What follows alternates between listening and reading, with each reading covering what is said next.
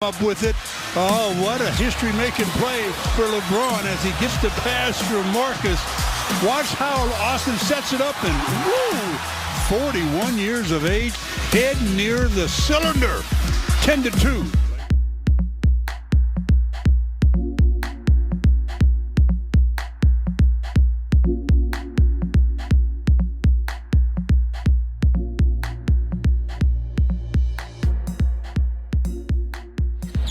Reeves trying to split the defense. Now he's got a long goal to Jackson Hayes. And one. Go to the free throw line. With that dunk, he and Ayton are now tied in dunks this year. I tell you, for the Lakers. Anything up near that cylinder, Jackson Hayes seems to be able to go up and get it. Gets pushed by Westbrook, but still good concentration. Throws it down, gets to the free throw line to see if he can come. 17 games in the month of March. 17. Oh, Maxey slam dunk. Oh, Maxey Cleveland. Talking about get on. See how the Lakers do against those teams above 500. Luka throwing up and in and one. Count it. While they just continue to allow Luka to split a couple of defenders. Goes right through the middle there, gets the hand or the foul, the touch foul, and he throws it up, throws it in, three-point opportunity. Doncic, ooh, he slips. Let's hope he's all right, and he is. Stumbles, gets back up, and this goes in. It goes in! That's some magic from Luka. That is just sick. Kobe Bumpkin, James, now a Farrell! Here he goes, highlight film. Well, they let him turn the corner to his dominant hand. As advertised. I mean, he went straight line right to the front of the rim and hammered it.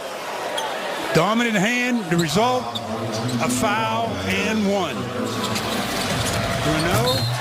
Gotta know better than that. All right, Luke, second straight comfortable win. Golden State last night and now Sacramento. What kind of rhythm were you guys able to find in this back-to-back setting? Yeah, offensively, sharing the ball, getting right shots, competing on the defensive end, bringing the physicality. When we do that, we're just a totally different team. Believe 10 games for you now in the purple and gold. How have you enjoyed it so far? I've loved it. It's great when we win, obviously. But, I mean, obviously, playing for the Lakers, it's the highest level you can be at. And, you wear this across your chest with some pride. And I've taken pride in that since I've gotten here. And I'm excited to be here. And I'm excited to see where we can go. You're just under 50% from three. That's nothing too new for you. I know you pride yourself on that. But as you said, when the Lakers traded for you or acquired you, you're a lot more than that. Attacking off the dribble, making the right play, keeping the chain moving. How has that all been going so far as you played with the Lakers? Yeah, it's great. I mean, these guys have built confidence in me since I've gotten here. They told me, you're not just a shooter. We want you to make plays when you can and be aggressive. And, I feel like playing with these guys, I mean, they make you look great out there. Some of these, like Luka, Bron, AR, they obviously cause a lot of attention. And I'm just excited to play off of them and do what I can. But so far, I feel like I fit pretty well. All right, last one for you. What do you take out of this weekend, or I guess this back-to-back setting that you now try to push forward as you guys make a final push to get to a playoff spot? Yeah, I mean, it's just that. Obviously, cleaning up the things we need to work on. But we're getting down to it. I mean, we're getting to that last push of the year, and every game, every day is an opportunity for us to get better as a group. And I think we've done that the last couple games. Obviously, a couple games before that, some tough losses, but we did some good things. And we're going to build off of that and see where we can go. Appreciate it, Luke. When they're second in a row, doing what they've done to teams that they're supposed to beat all season long. They're now 24-8 versus teams below 500. Defeat the last place Kings by 24. A lot to be pleased with. Just some key highlights. We talked a lot about the ball movement, where it needs to be. 34 assists, big game after tying a season high, hitting 19 threes versus the Warriors just 24 hours ago. They add another 18 tonight. Active bench. Where do you want to begin? What stood out to you? Regardless of who they've been playing, I know some players have been out for Sacramento and they got beat by Phoenix. I think they've learned from that. They're starting to play with some what I call blend. Everyone's involved. As you mentioned, 34 assists. Anytime they're in that category, 25, 26 assists, the ball is popping, it's moving. You get guys like Luke Kennard involved. The bench was productive.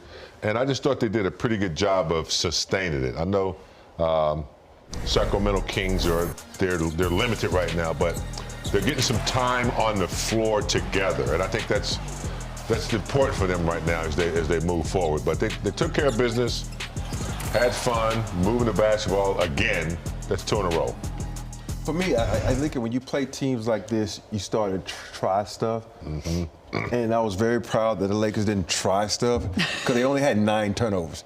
And that was huge to me because sometimes when you play opponents you know you're going to beat, you try different stuff, and you turn the ball over, and that gives the other team momentum. So I was really proud that they came out, they took care of the basketball, they moved it properly, they got a lot of people involved, and more importantly, they was able to lower management. JJ, did you feel some kind of cohesion between the 2 games this weekend, some just consistency in the way that you played in these 2?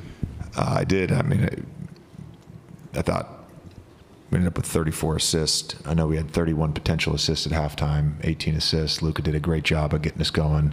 Talked to you about that, when we talked at halftime. Really enjoying that we get to do a few of these since we've gone so much time in the season without having our halftime interview. I'm enjoying them. Glad to mention that. And then, the carryover defensively, I thought, we did some things. The 2 bigs they have, are like Mitchell Robinson level offensive rebounders right now. They came in averaging 8 offensive rebounds between them over the last 5. Those guys hurt us, giving them second chance points, and thought there was a stretch there in the second quarter where our transition defense wasn't very good, but it was 4 quarters of good basketball. And to play, we got 6 games in 8 nights. To play in a back-to-back, 1 on the road, 1 at home, where nobody really is getting heavy minutes in either game, I think is important too. Luka had some spectacular highlights tonight. I wondered if you could talk about the parts of his game that are necessary to pull off that shot he had on the right wing where he falls to the floor and is able to have the strength to get back up and make the fadeaway. Yeah, I mean, there's Coach K used to always use the word daring.